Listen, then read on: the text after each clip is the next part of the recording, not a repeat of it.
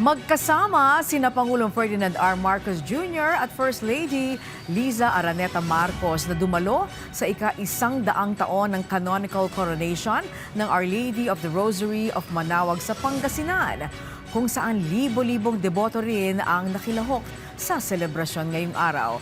Si Christine Bornolla sa Baway sa sentro ng balita. Pasado alas 8 ng umaga dumating si Pangulong Ferdinand R. Marcos Jr. sa Manaoag, Pangasinan. Dumalo ang Pangulo sa ika-100 anibersaryo ng Canonical Coronation of Our Lady of the Rosary of Manaoag. Nakiisa si Pangulong Ferdinand R. Marcos Jr. sa libu-libong deboto sa Centennial Celebration ng simbahan. Mainit naman ang naging pagsalubong ng mga deboto sa kanyang pagdating. Isa ang Pangulo sa naglagay ng korona sa Birheng Maria o mas kilalang tawag sa lugar na Apo Baket. Pinangunahan din ng Pangulo ang panalangin para sa komunidad.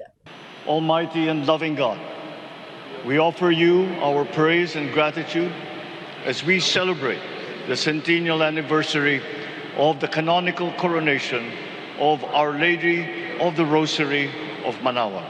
On this sacred occasion, we pray for the grace to embrace her virtues, to find her guidance as a beacon of light in moments of trial, and to strengthen our devotion to her by nurturing profound hope as we journey together in faith.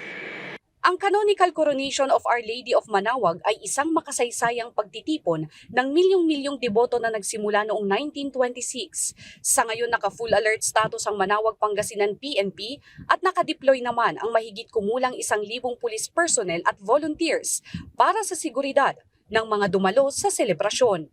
Christine Bornolla sa Baway para sa Pambansang TV sa Bagong Pilipinas.